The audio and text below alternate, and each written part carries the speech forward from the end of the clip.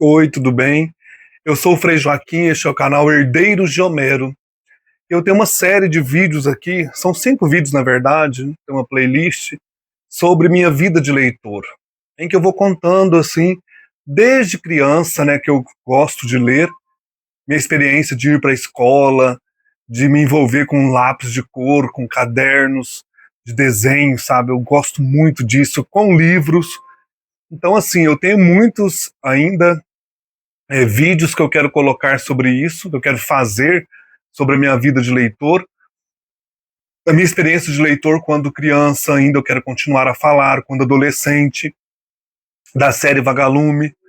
Mas eu quero falar agora um pouco da minha experiência na vida adulta com 2 grandes escritores, que para mim são os que eu mais amo, que é o Guimarães Rosa, brasileiro, né, aqui das Minas Gerais, de Cordesburgo, mineiro como eu. Para mim é um dos grandes escritores. É o que eu mais amo, dentre tantos outros. E a escritora inglesa Virginia Woolf. Eu encontrei algo na escrita dessa mulher que me tocou profundamente. Eu amo essa escritora. Então, assim, eu gosto demais, sabe, do Shakespeare, do Cervantes, do Proust, do Dostoiévski, de tantos outros, né, dos franceses, gosto muito. Mas esses dois, gente, eu queria falar um pouco deles hoje, assim, da minha experiência com os livros deles. O Guimarães Rosa e a Virginia Woolf. Guimarães Rosa, na escola, quando eu fiz assim o ginásio, a professora falava do Grande Sertão Veredas, falava do Guimarães Rosa como um escritor mineiro, né? E ela dizia, chamava Neiva essa professora, ela me incentivou muito a leitura. Dizia que o Guimarães Rosa traz para os livros o cheiro dos currais de Minas Gerais, como se estivesse ali no meio da boiada, sentindo assim é, o cheiro do leite saindo aí da vaca, né? Sabe, o canto dos pássaros, contemplando os rios de Minas Gerais, os buritis. Ela falava muito dessa experiência onírica, né? Quase que sensual com a obra do Guimarães Rosa. Então, assim, eu sempre tive uma curiosidade para ler o Grande Sertão Veredas, até que surgiu a oportunidade, depois que eu saí da escola, muito tempo depois. Na escola, assim, né, na oitava até o colegial, eu não li Guimarães Rosa. Meu primeiro contato com Guimarães Rosa foi em 2001, eu acho, ou 2002, que eu morava em Marília para fazer a teologia. Não sei se eu já contei isso. Um dia eu estava numa aula de metodologia, a professora chamava Daisy, e ela disse o seguinte: olha, Guimarães Rosa tem uma frase no Grande Sertão Veredas, que é uma das frases mais bonitas que eu já ouvi. Ela falou, é a frase: as pessoas não morrem, ficam encantadas. Naquele dia, especificamente, eu estava muito triste, sabe, com saudade da minha mãe. Eu não sei se eu tinha sonhado ou pedi para sonhar com a minha mãe. Eu sonhei uma vez só com a minha mãe, até esse momento aí. E aí eu falei, vou ler esse livro. Minha mãe não está morta, né? Minha mãe está viva. Ela está encantada. Daí, gente, eu fui na biblioteca lá de Marília, me inscrevi na biblioteca e peguei o Grande Sertão Veredas. Era uma outra edição, claro. Essa aqui foi um presente da Regina Bastianini, lá de Franca. Obrigado, Regina, por esse livro tão lindo. Grande Sertão Veredas, do Guimarães Rosa. Daí eu peguei esse livro para ler, né, claro, e me envolvi tanto com a história do Riobaldo e de Adorim. Eu me encantei tanto com essa história que eu não lembrava mais da frase, sabe? As pessoas não morrem, ficam encantadas. Eu lembro que nas últimas páginas do livro, porque eu lembro que o último dia da leitura foi a partir da Batalha do Tamanduatão. Então eu fui seguindo isso aqui, eu não conseguia parar mais. Eu fui até o fim do livro. Parecia que os cavalos saltavam das páginas, sabe? Os jagunços. E eu não achei, depois que eu me lembrei, que eu não achei a frase: as pessoas não morrem, ficam encantadas. Ué, mas não tá aqui dentro essa frase. Interessante, né? Eu lembro que eu perdi o horário da missa, acho que foi isso. Que eu me envolvi, foi uma tarde inteira de leituras. E eu, assim, era no quarto isso, eu colocava o livro em cima da cama e ficava ali, sentado no chão, devorando esse livro. Eu acho que a sonoridade, sabe? A, a- o canto mineiro, né? Essa voz mineira, o sertão. Então, onde eu fui achar essa frase foi tempos depois. Aí eu li Sagarana, me apaixonei, li é, todos os outros livros que tinha ali na biblioteca do Guimarães Rosa, né, os contos do Guimarães Rosa, primeiras histórias, segundas histórias. Depois eu descobri Corpo de Baile, né, que eu li o Campo Geral, Miguelin, a história do Miguelin. Gente, o que é aquilo? Aí fui fazer letras, fiz um trabalho sobre o Miguelin, sobre a questão da morte do Dito, que é o irmão do Miguelin que ele mais gostava, né? Trabalhei a questão da morte em Guimarães Rosa nesse episódio. Eu tenho esse trabalho, um dia eu quero falar dele aqui no canal. Gente, eu preciso falar mais de Guimarães Rosa. Já faz 3 anos que eu tenho um canal, eu acho que é isso. E eu não tô trazendo muito Guimarães Rosa, não. Os primeiros vídeos são sobre Guimarães Rosa. Mas eu quero trazer mais. E Virginia Woolf também. São os dois que eu mais amo e não tô falando deles, né? Que são os meus queridinhos mesmo, assim. Se tivesse que escolher livros para ficar para sempre, todos do Guimarães Rosa, todos da Virginia Woolf. Então vamos lá. Daí eu fui descobrir, depois que eu li várias obras do Guimarães, que a frase está no discurso que ele fez na Academia Brasileira de Letras, né? O discurso em que ele toma posse e morre 3 dias depois. Então é lá que ele fala isso, as pessoas não morrem, ficam encantadas. Ele está fazendo o discurso falando do João Neves da Fontoura, né, que ele vai ocupar a cadeira do João Neves da Fontoura, que ele tinha sido amigo, trabalhado com ele, né, e fala também das pessoas em si, de Cordesburgo, etc, né. Então, assim, é um dos grandes escritores da minha vida, né. Eu não vivo sem esse livro, eu já li, eu acho que 6 vezes, quero ler mais. 2 vezes eu li em voz alta para sentir mesmo a sonoridade aí do sertão. Já li bastante coisa sobre o Grande Sertão Veredas, já fiz palestras, cafés literários. E eu queria fazer também o meu TCC sobre Guimarães Rosa, mas a professora falou: não, esse é um vespeiro, vamos mexer nesse livro não. Eu falei: mas eu já li várias vezes.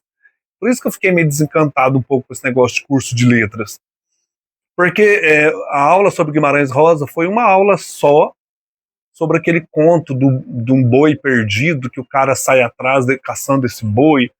Foi até interessante a aula, né? Mas ela não deixou eu fazer. Eu tinha tanta vontade. Sabe, eu já tinha até planejado que ia fazer Deus, o Diabo na Terra do Sol. Aí, pensando no filme, né? Mas colocar mesmo assim, essa dualidade, né? Vida e morte no sertão. Sabe, eu já tinha bastante coisa na cabeça. Eu já escrevi muita coisa sobre o Grande Sertão. Roteiros de leitura que eu já li também. Eu trazer algumas coisas aqui para o canal sobre esse livro. É inesgotável para mim. É um dos grandes livros da literatura brasileira, a nossa epopeia, né? Tudo novela de cavalaria, tudo tem aqui dentro desse livro. Daí então, o que eu fiz de TCC? Eu e a Kelly, nós fizemos juntos o TCC. Foi sobre o conto Cara de Bronze. Falamos sobre esse Cara de Bronze, que é um conto interessante também, mas eu queria mexer com esse aqui. Então, assim, é meu livro. É meu livro, sabe? Eu quero ver sempre retomando esse livro. Eu acho um espetáculo isso aqui. Não, primeiro, não ter partes, não ter capítulo, não ter divisões de nada, só um travessão e ele joga na sua cara um monte de palavras, né?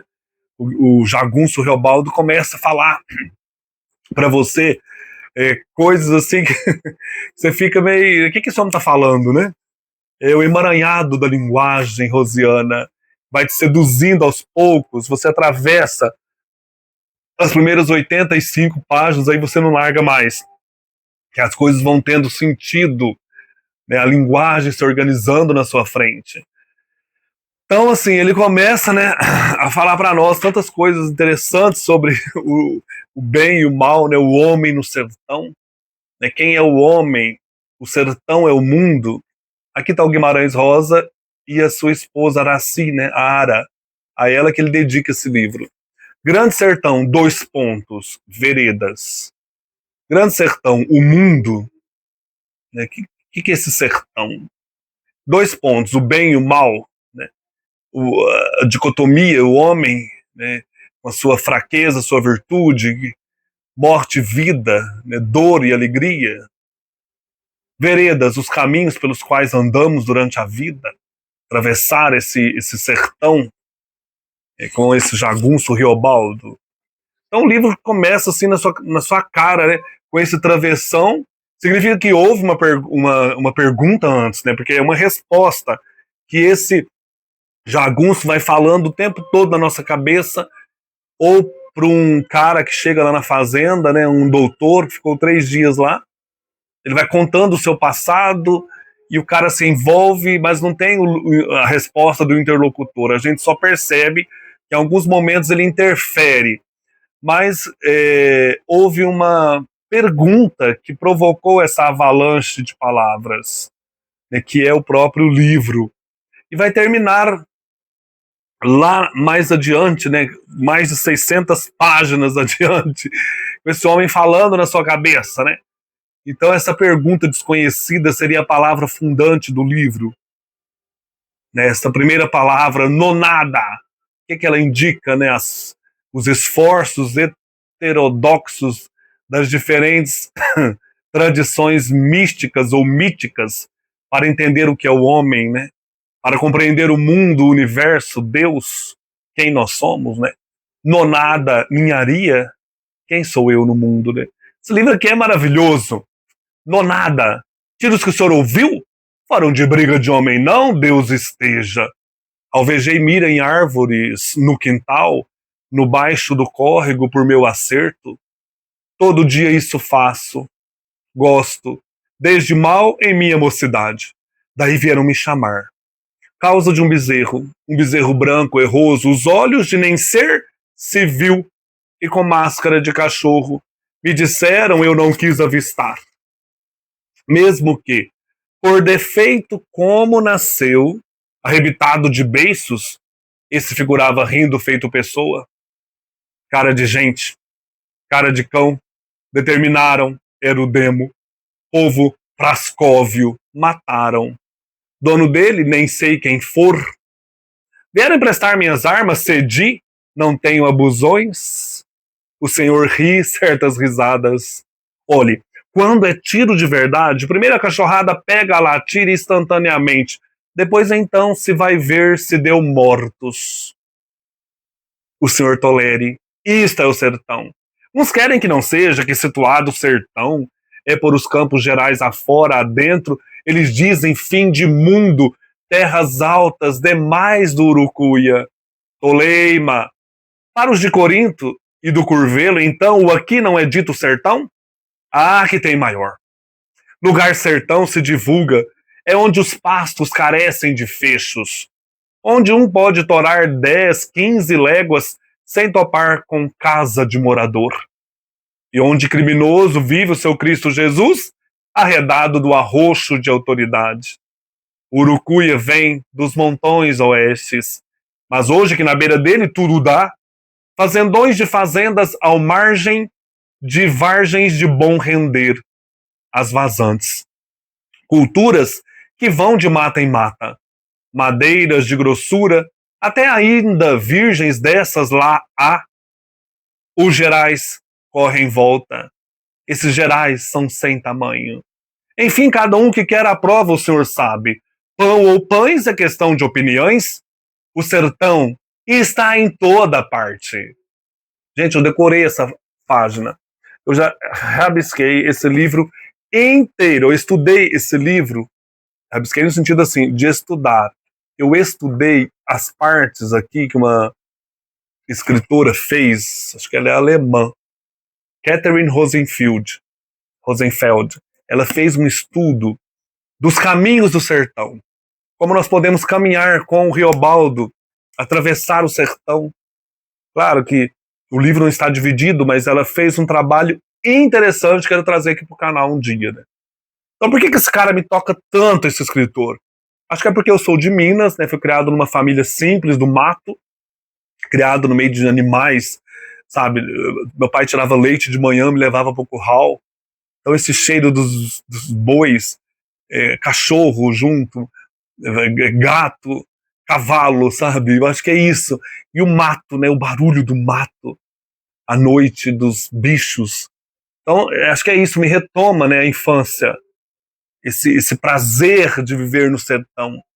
Então, assim, é meu escritor favorito, eu tenho uma paixão por ele. E tem um negócio que eu quero mostrar, que eu quero falar, não trouxe aqui. Eu deixo sempre um escrito, por exemplo, dele ou da Virginia, que eu ainda não li, um inédito para mim. Tá aqui, o Tutameia, seriam terceiras histórias, né? Eu li, lá nesse livro tem 4 prefácios. Então, assim, eu não li ainda o livro na íntegra, eu fico guardando com medo de gastar, sabe? Tem essa mania de leitura. Da Virginia também. Tem alguns livros dela que eu não li. E do Guimarães Rosa, mas que eu fico escondendo aquilo ali. Tem biografia, uma biografia que eu achei também dele, que a filha dele proibiu, tá aqui também.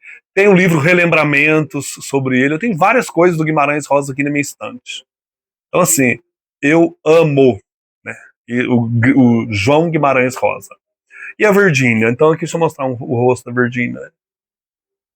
A Virgínia possui uma delicadeza que me atingiu assim de uma tal maneira. Não foi fácil, ela é uma escritora, não é hermética, né? Ela faz, talvez seja, ela faz assim, o fluxo de consciência, que muitas vezes é difícil pra gente pegar e entrar nesse fluxo, mas depois que ela te pega também acabou. Eu tenho um livro aqui que é os diários de uma empregada dela. Foi ali que eu apaixonei por ela. Eu li esse livro e a empregada, a Nelly, acho que é isso mesmo, ela vai escrevendo enquanto ela observa a Virgínia. É um pouco também de ficção. O livro não é assim, é uma autora construindo o diário da Nelly. Talvez tenha mesmo a Nelly escrito algumas coisas. Mas eu li esse livro 2 vezes já, está aqui também na estante. A Casa de Virginia Woolf chama o livro. Não lembro o nome da escritora agora. Foi ali, sabe, lendo essa empregada falando das excentricidades da Virgínia, que aí eu fiquei assim encantado. Daí eu fui lendo várias coisas, li Mrs. Dalloway, li A Viagem, Noite e Dia, que são os romances mais convencionais, depois Mrs. Dalloway. Mrs. Dalloway diz que ela mesma iria comprar as flores, né? Essa frase inicial do livro aí permanece para sempre na cabeça da gente, né? Então já foi me encantando, mas o que me fisgou mesmo, como Grande Sertão Veredas, foi esse. Ao Farol, ou Viagem ao Farol. Eu li numa outra edição, mais antiga, sabe? Mas esse livro aqui, gente, mostra a senhora Ramsay. E foi aquilo ali, aquela relação da senhora Ramsay com o filho mais novo, que me deixou assim, sabe, maravilhado. Como a relação dessa mãe com esse filho, eu me vi na relação que eu tinha de amor, né, com a minha mãe, relação de mãe e filho, né? E é uma casa, eles vão para uma casa na Cornualha, que lembra a casa da Virginia Woolf quando eles tiravam férias. E tem um farol.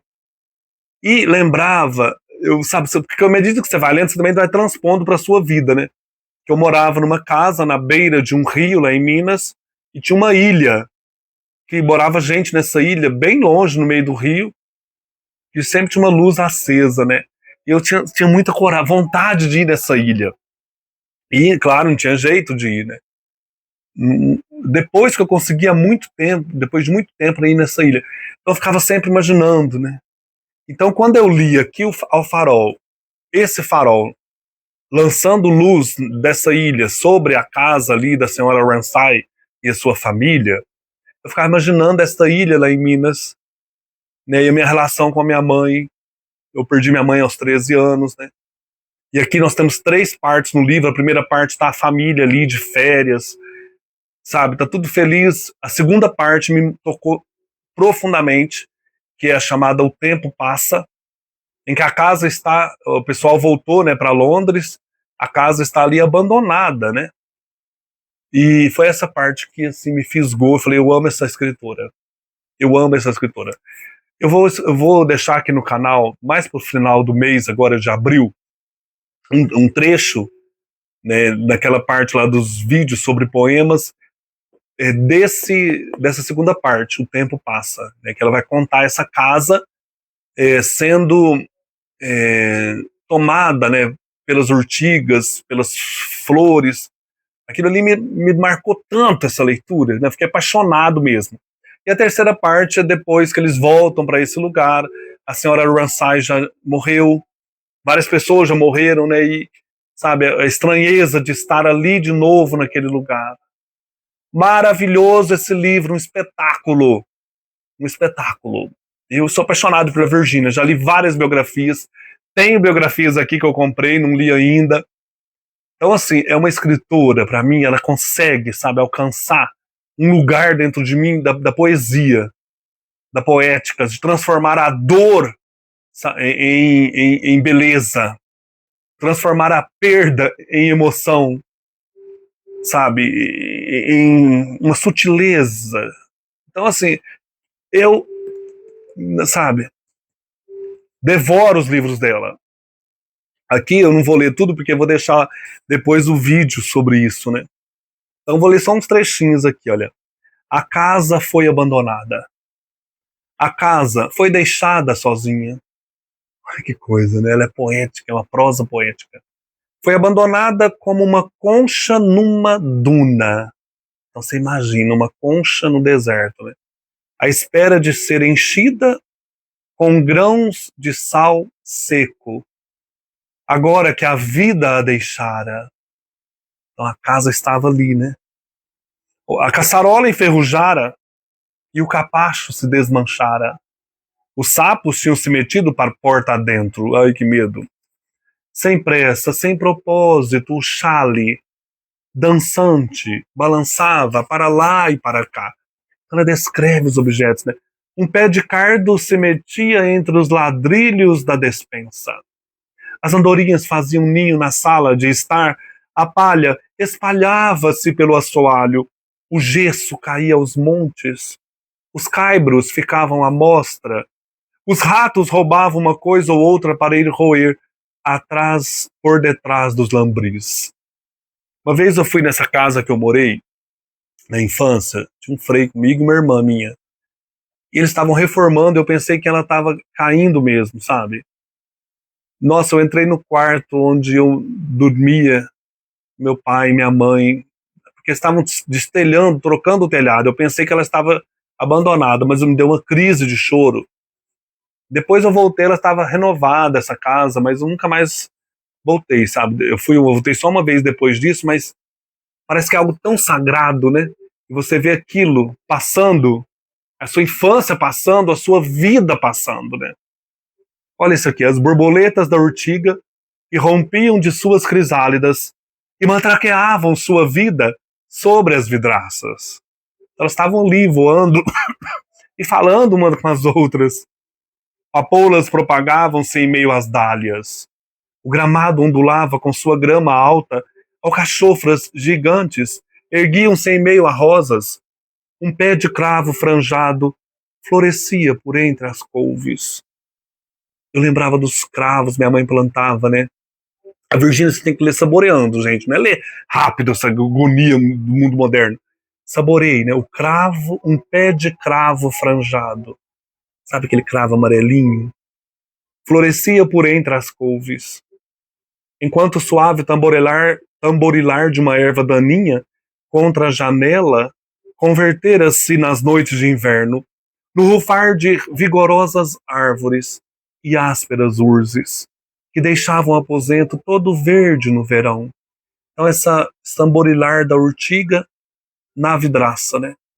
Transformava-se no rufar de vigorosas árvores. É como se estivesse ouvindo frondosas árvores batendo na janela. Mas eram só urtigas que transformavam aquele salão no passado num lugar verde, todo verde. Quer ver uma outra parte? O lugar estava entregue à destruição e à ruína.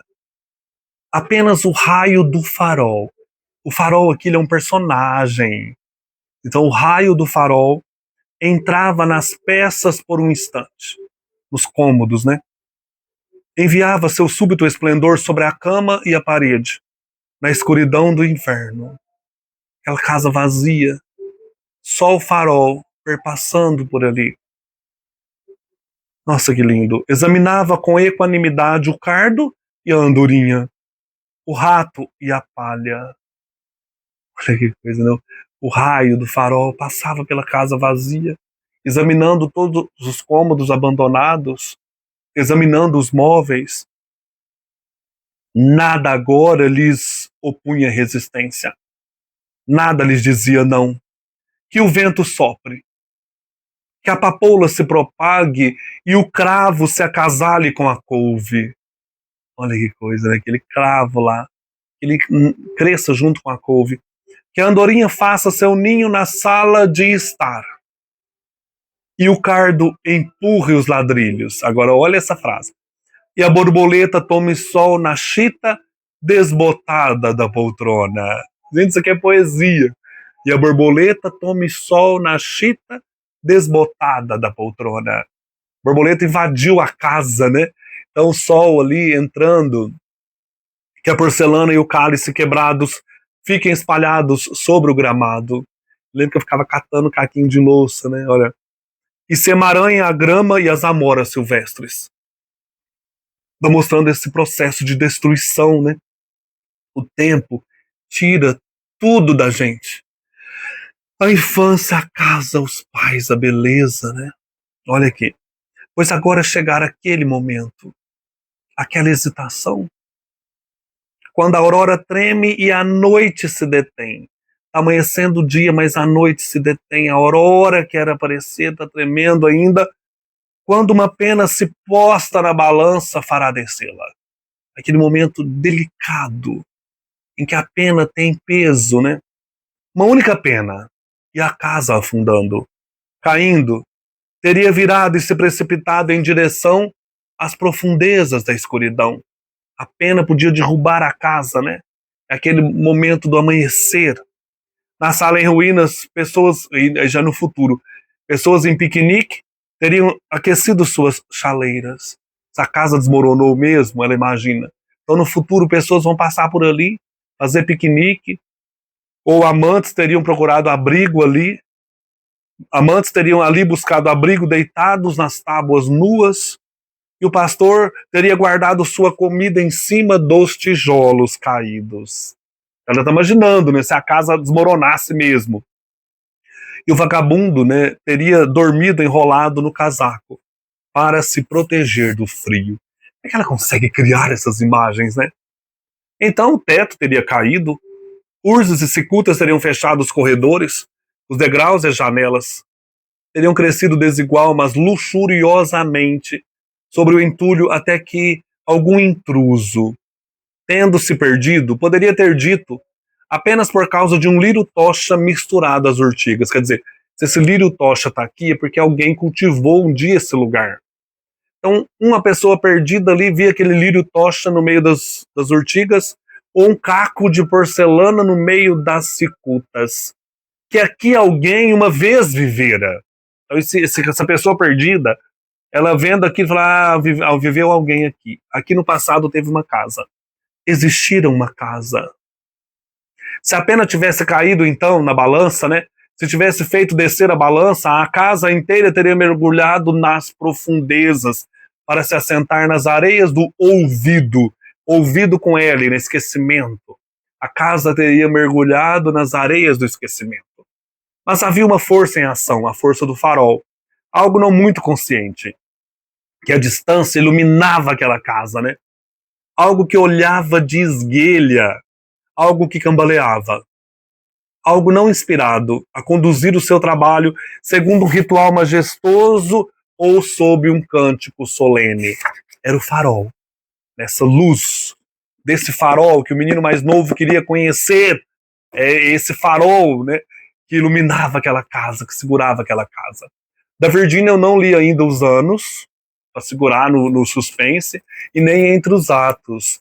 Mas eu quero retomar. Eu sempre releio Virginia e Guimarães Rosa. Então são esses dois aqui, os meus amados da vida.